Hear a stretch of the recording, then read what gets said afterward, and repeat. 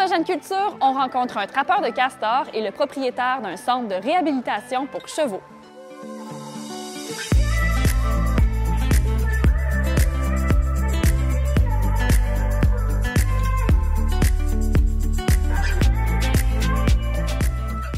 Patrick Tessier, on se retrouve à Saint-Casimir aujourd'hui, tout près d'un barrage de castors, pour parler de trappe.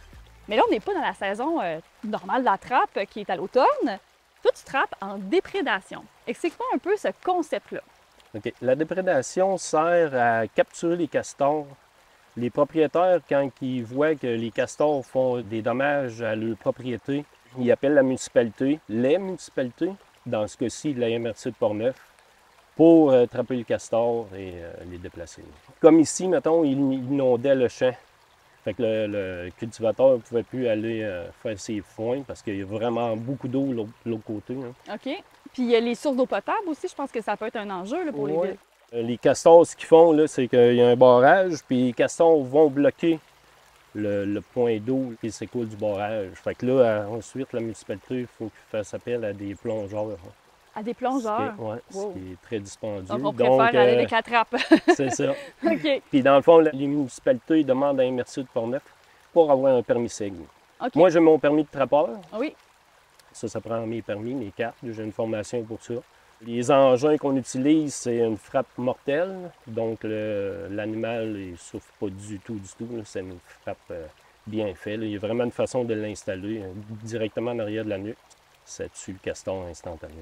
Tu me disais qu'il y avait 3 pièges en cours à l'heure où on se parle. Présentement, il y avait ici. Ensuite, on a dans le trou du diable. Puis là, il ne faut pas oublier qu'il y a du monde. Il n'arrête pas les visites. C'est ça, c'est une grotte à Saint-Casimir qui... Donc le castor, il est dans la grotte en ce moment? Il est dans la grotte en ce moment. Fait que là, c'est ça, j'ai fait appel à l'engin de la faune pour savoir quoi faire au juste pour être légal. Oui. En cours présentement pour capturer le castor. Le castor agressif de la grotte. Oui, bien, il n'a pas fait de... Il ne s'attaque pas au monde, mais avant qu'il y ait des problèmes plus graves. Là. Donc là, l'agent, ce qu'il m'a suggéré, c'est d'essayer de le capturer vivant. Là, lui, je vais essayer de le capturer vivant. Si jamais qu'il me donne trop de fil à retordre, là, je vais le... Tu es obligé de le trapper.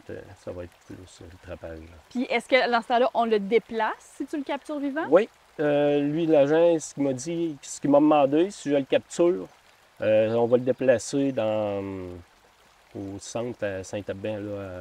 Le parc naturel de parc Portneuf. régional de Portneuf, c'est ça. Puis donc, dans ce cas-ci, on est devant quand même un gros barrage. En tout cas, moi, j'en avais jamais vu. C'est mon premier barrage de castor. Explique-moi donc comment ça fonctionne. Ils sont combien là-dedans? Là, ici, à date, on a 2. Ça, c'est un barrage pour 2 castors. Castors, oui. OK. Donc, évidemment, il faut que tu attrapes les 2 pour oui. arrêter le problème. Oui. Souvent, on fait une brèche au barrage, on installe nos pièges lousses. C'est là qui est le plus facile. Sinon, on regarde où ils passent pour aller couper le bois, pour faire le barrage. Parce que le barrage il est fait de bois et de la terre. Oui. Donc, on regarde s'il y aurait des beaux chemins pour installer nos pièges là, qui vont couper la... Donc, on met le piège directement dans l'eau, puis le castor, son but, c'est de colmater la brèche, dans le fond. C'est en plein ça.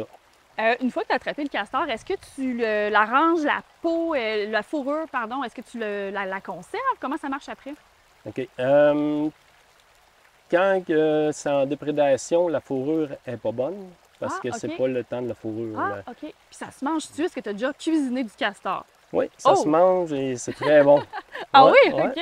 Mais c'est ça, moi, j'ai déjà entendu des gens qui ont mangé du castor. Comment tu l'apprêtes, par curiosité? Un petit steak de castor? Je le fais. Je l'ai fait en jerky. OK. Le jerky, c'est excellent, oui. Ah oui, c'est une bonne idée, Je le fais mariner, puis après ça... Sécher? Oui. OK. Et moi, je vais être curieuse d'essayer parce que tu as construit un super outil que tu as fait toi-même pour faire des brèches, en fait, c'est ça? Oui. Puis moi, écoute, tant qu'à être à côté d'un barrage de castor, on va essayer Tu veux t'amuser? Ben oui, c'est ça. Donc, c'est quand même impressionnant. Donc, le crochet de pitoune que tu as ramassé quelque part? J'ai pris un crochet de pitoune, puis j'ai soudé une barre là, avec une poignée. Fait que, puis avec ça va bien. C'est là que tu fais c'est avec ça que tu fais la brèche comme telle avant de mettre ton piège. Oui, OK. c'est ça. Puis aussi, la brèche nous permet, quand on a terminé, si la brèche elle reste, si le barrage ne se refait pas, ça veut dire qu'il n'y a plus de castor.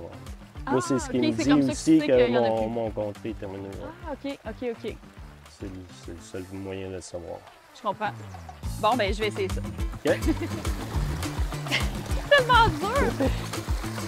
Hey, c'est bien tressé, hein? Vraiment bien fait. Oui, c'est ça. Hey, Seigneur! Hey!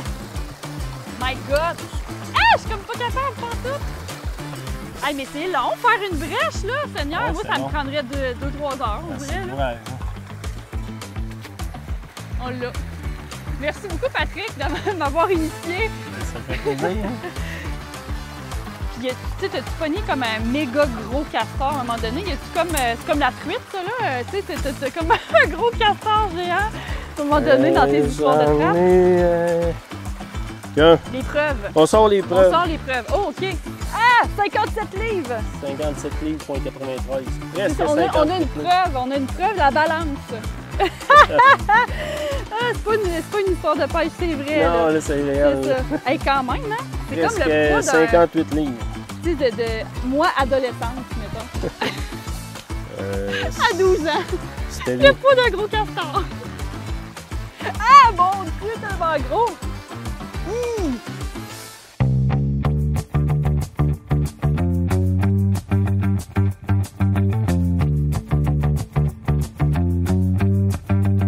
Entre le 17e et le début du 19e siècle, les chapeaux de castor sont des incontournables de la mode et ils indiquent la classe sociale des hommes qui les portent.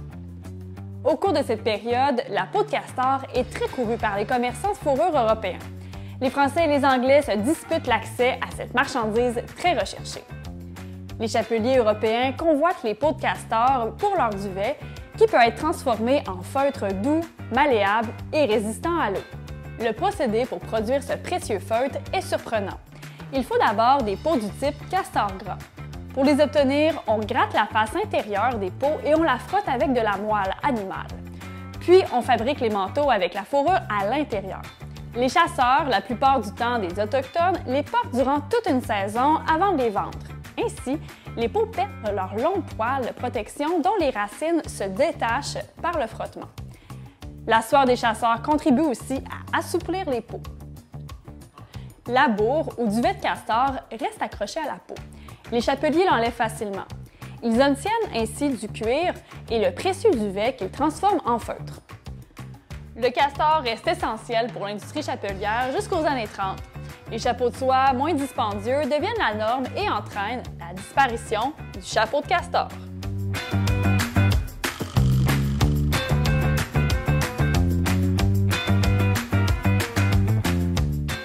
Charlie Bussière, on se retrouve aujourd'hui dans ton écurie à Neuville. Oui. On s'est déjà vu la dernière saison de Jeune Culture. Tu nous as parlé d'entraînement de chevaux. Oui. Mais là, ton entreprise a fait un virage. Oui, exactement. Donc, je suis encore entraîneur de chevaux de performance western, mais on a ajouté un volet à notre écurie qui est la réhabilitation sportive de chevaux.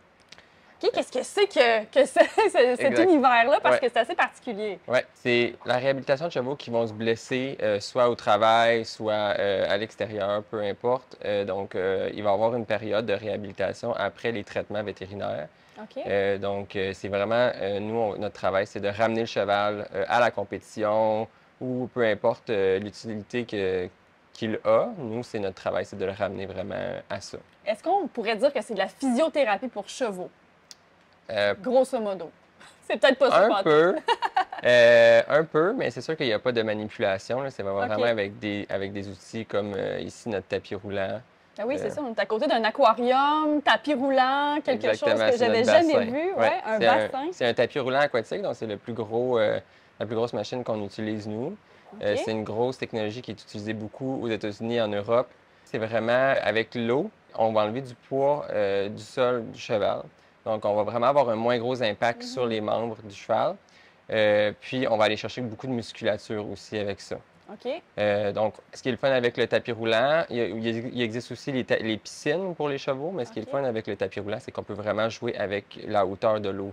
Donc, quand on commence, on veut vraiment moins de poids sur le sol, puis plus on va diminuer, plus notre cheval va être prêt à retourner sur un sol ferme. Puis là, le cheval qu'on a vu aujourd'hui en réhabilitation, qu'est-ce qu'il y a eu comme blessure? Lui, il n'a pas eu de blessure. Lui, c'est vraiment... Il y a aussi un deuxième volet au tapis roulant. Ça peut juste être la réadaptation physique.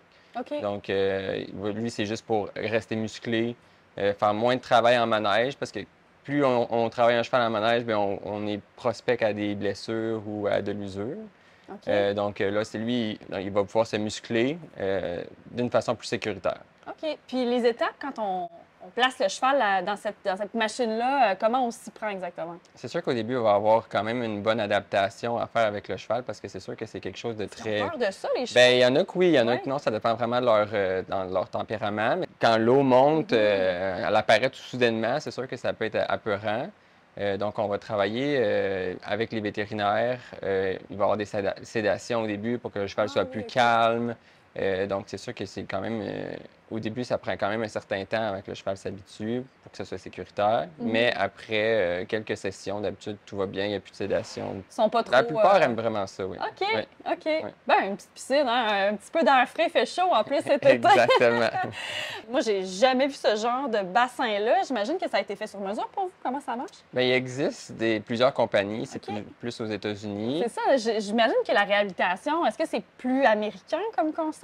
Européen et Européen, américain, oui. Mais c'est très, très gros là-bas. C'est sûr que OK. tout est plus gros aux États-Unis. Hmm. Mais nous, notre machine, on l'a fait faire sur mesure au Québec. Donc, on a pris un peu des idées de plusieurs compagnies. On a tout mis ça ensemble, qu'est-ce qu'on voulait, puis on l'a fait faire sur mesure.